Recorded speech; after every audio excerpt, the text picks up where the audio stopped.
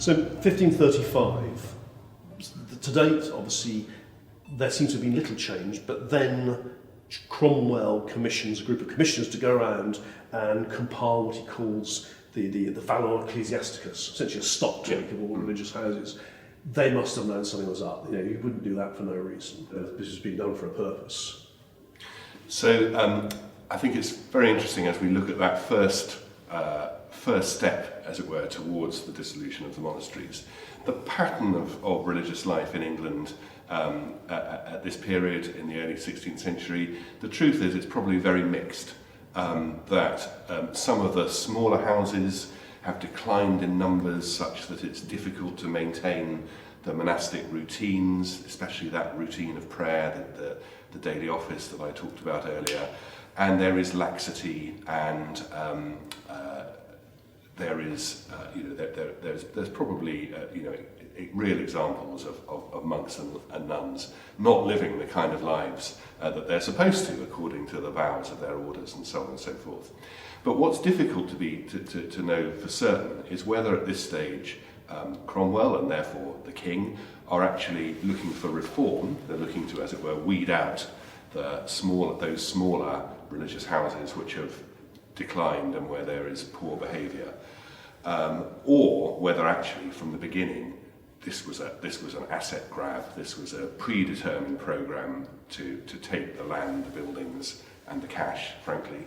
And so the Abbot of Reading, along with many of the abbots of the greater houses, which are not being investigated in the same way at the moment, he actually supports this first round of inquiry, as it were.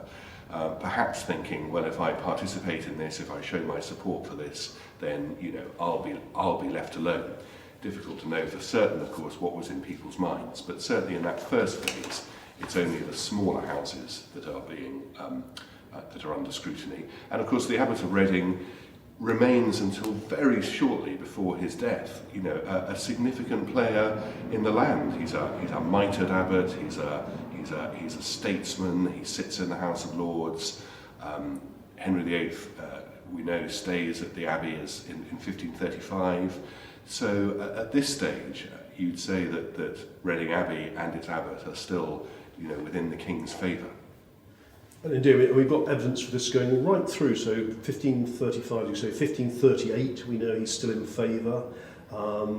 We know he writes sort of April, May of that 1538 that he's welcome at court, he's recorded remaining loyal to Rome. So there's no sense quite yet this is all going to go horribly wrong. And then in 1539, we have the second act of suppression. And this really is a major sort of grab against the big houses, of which Reading is one of them. So what's going on at this point? We know that Henry needs money more than ever. So I'm sure there's a significant material aspect to this, that the great houses are now seen as sources of cash. But I think by this stage something that's very important is that Henry himself has completely turned against all monks, monasteries and the religious life. One big factor behind this is the Pilgrimage of Grace, which is an uprising in the north of England in 1536-7 against such dissolution of monasteries as had already taken place.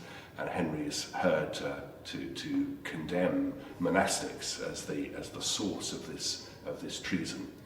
He also sees, I think, that the great abbots are increasingly sources of alternative authority. We come back again to this business of supremacy. He just doesn't want these powerful figures in the church with that measure of independence in their great houses.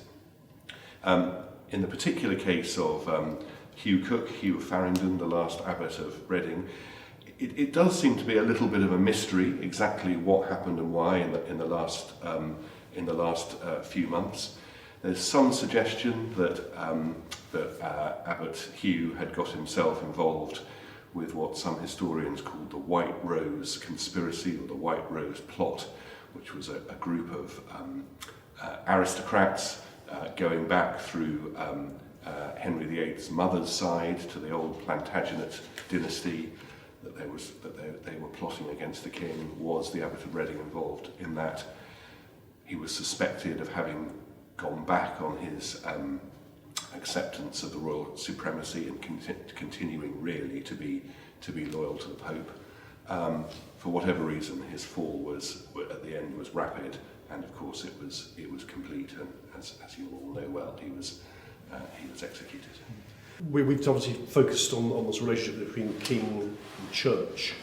One of the things that came out of the last talk was also at the same time you have a sort of rising sort of civic community, and the local mayor and corporation are starting to vie for power with the abbot.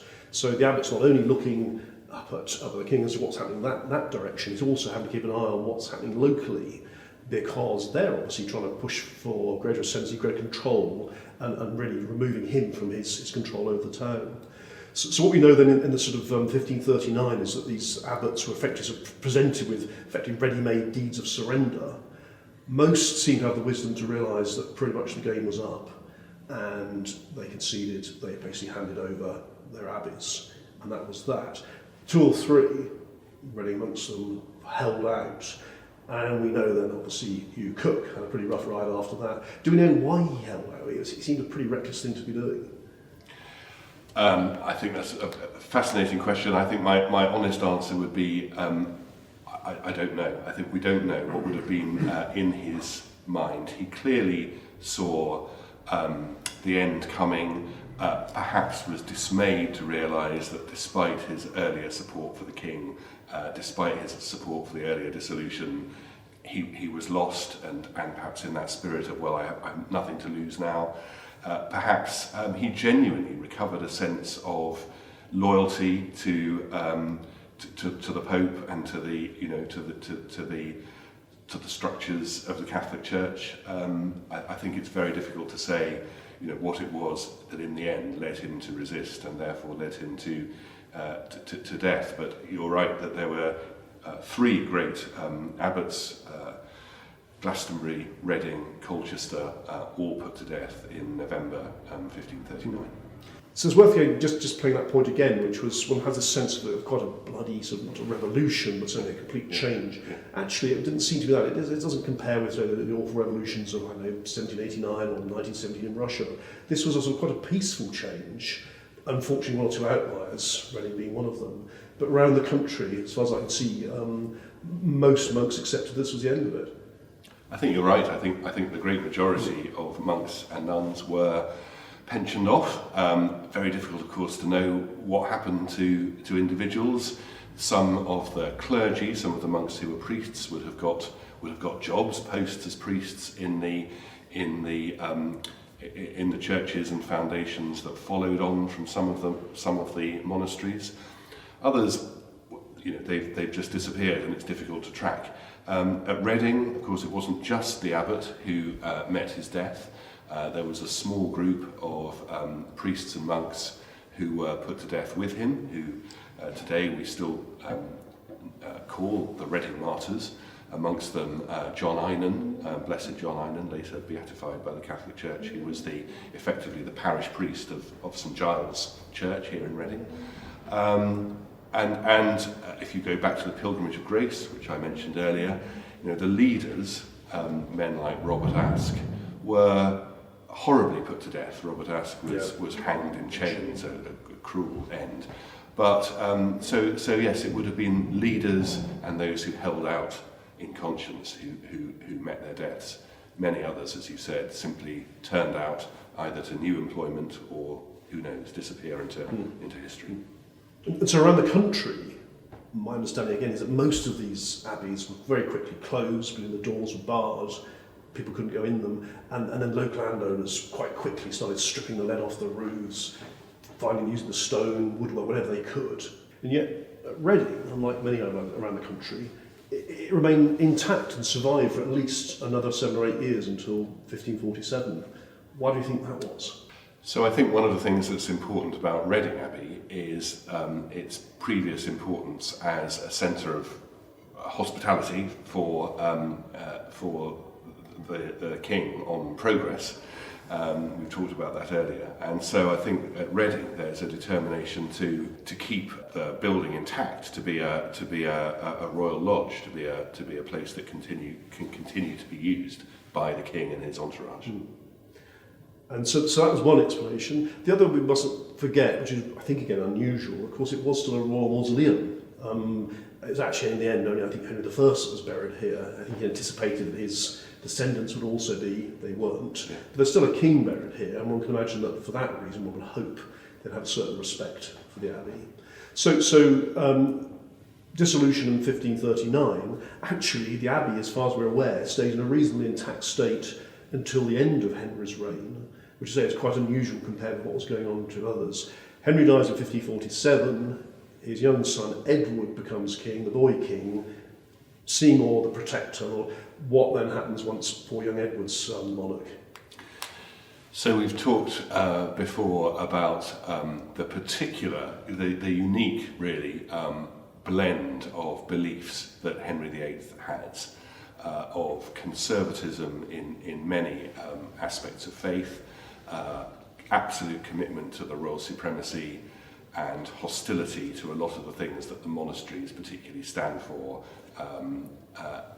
And so until the end of Henry's reign, this sort of continuation of a fairly, what one might call a fairly conservative Catholic outlook, but with the break from Rome. And of course things are very different once Henry's son is king, 1547 as we've heard. And I think this is a bit of a simplification of course, but then I think a lot of the appetite for more thoroughgoing religious reform travel in the direction of the reformed currents out there in continental Europe. That can all come out. It's been sort of held under during Henry VIII's last years, and so you get a significant acceleration under Edward VI. And one way perhaps of illustrating that is you have the publication in 1549 of the first prayer book in English. So right up until the end of Henry VIII's reign, it's still the Latin Mass.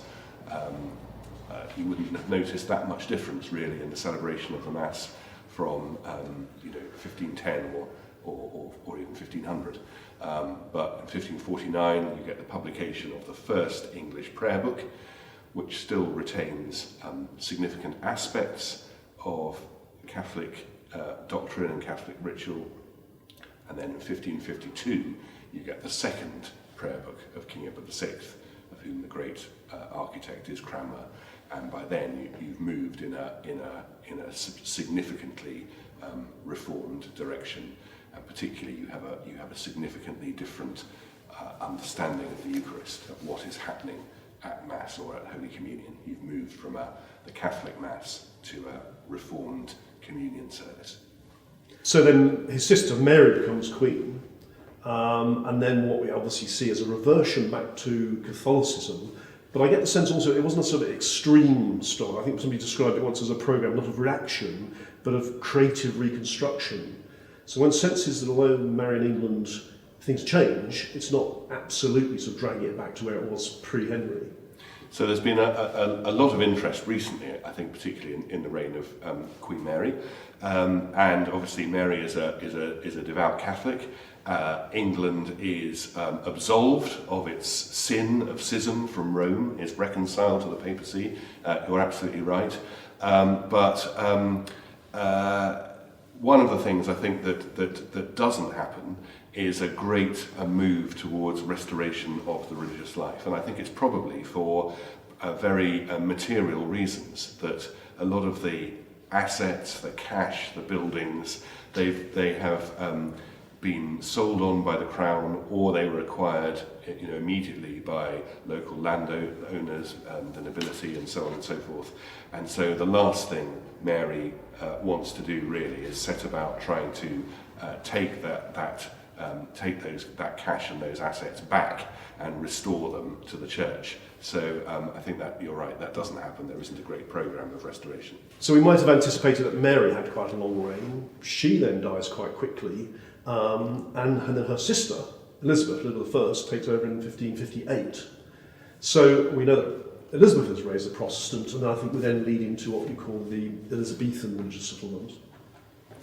That's right. So the story of the English Reformation in the 16th century is really a bit of a roller coaster. Henry VIII, with his unique blend really of religious conservatism and the royal supremacy. Edward VI allowing in these much more strong currents of reform, a reversion to papal Catholicism under Queen Mary, and then Elizabeth I, and I think she shares her father's commitment, above all really, to stability and unity. She wants religious peace in her realm. She has to, I think, accept a more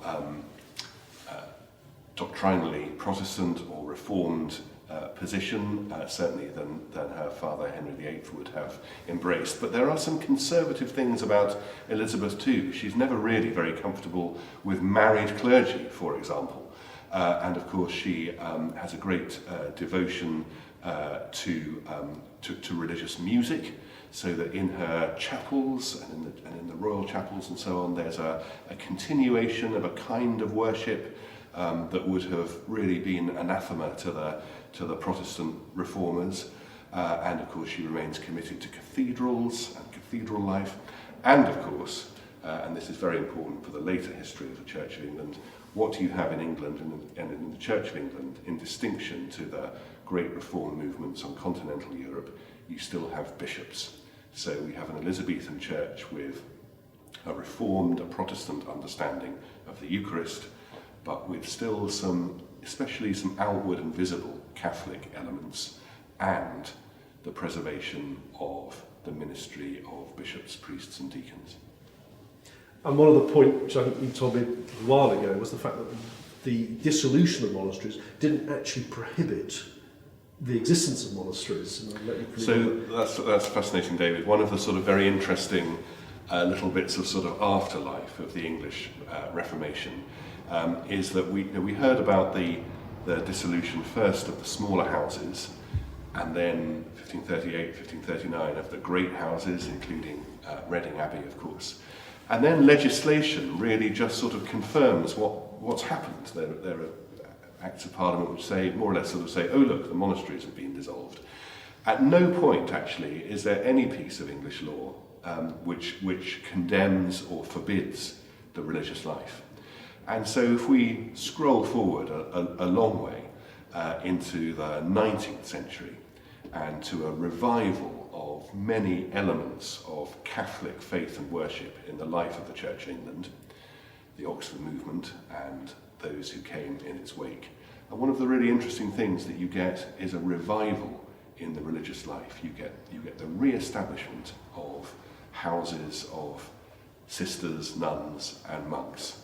And that really sets the Church of England apart from the other reformed churches that we have. We have the religious life in small numbers back again and with us to this day. And two things, if we've got time for two little afterthoughts on that. One of the great centres of pilgrimage in medieval England with its abbey was Walsingham, a little village in Norfolk, and the premier shrine and place of pilgrimage dedicated to the Blessed Virgin Mary. Henry VIII went there on pilgrimage, but then it was destroyed and despoiled at the dissolution. The image, the statue of Our Lady of Walsingham was brought to London and burnt. Go forward into the 20th century, and the shrine at Walsingham is re-established and is now once again a great place of prayer and pilgrimage. And I've got the great privilege of being one of the clergy who's a trustee, has a responsibility for looking after the shrine of Our Lady of Walsingham. So there it is, Cromwell's men did not have the last word. It's re-established. Yeah. Secondly, we've just in the Church of England put through some legislation by church canons to regulate the religious life in the Church of England, to regulate monasteries and priories and convents once again. So here we are in the 21st century, and monks and nuns have actually got a formal place in the life and structures of the Church of England. Very interesting. So we'll draw things to a close very shortly.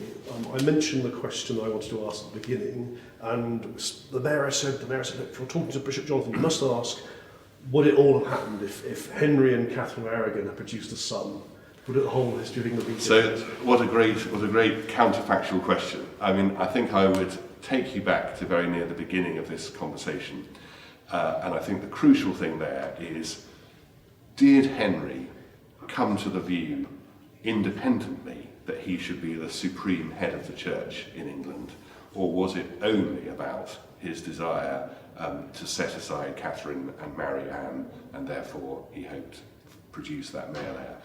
You know, we can't get back inside the heads of the great figures of history. I'm sure the world would have looked different if Henry and Catherine had produced that son, but I think we know enough about Henry VIII to know that he was a man who wanted to draw all power to himself. And so I think one might speculate that perhaps the idea of the royal supremacy would have been a very attractive one, even if his domestic life had gone in a different direction. Fascinating. Good. Well, I think that pretty much brings us to a close. So I think I start off by saying we've got a sense of what happened at Reading, but what I really wanted to do was open out the canvas and really understand how that fitted into the national context. And I think you've done that superbly well for us. You really have sort of explained what was going on and why it all happened, and also bring these two elements together, the Dissolution and the Reformation. So thank you very much for that. Really enjoyed it, really interesting. Hopefully all our viewers enjoyed that. We look forward to the next one. Thank you. Thank you very much. It's been a great joy to be back in Reading. Thank you.